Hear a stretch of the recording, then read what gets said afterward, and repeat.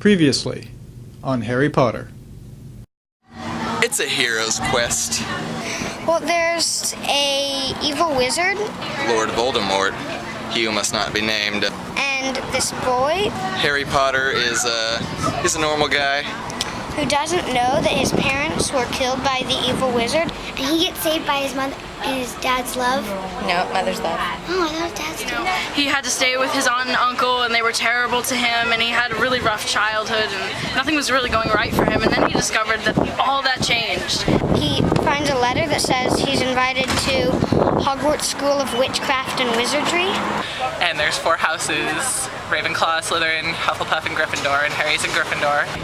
And he has to learn how to use his wand, and he learns a bunch of things. Turns out he's like a hero for the wizarding world. He doesn't know because his parents died, right? So the books are just about him transitioning from the Muggle world, which is the non-magic world, into the magical world. Well, of course, either Harry or Voldemort has to die, because the prophecy says neither can live while the other survives.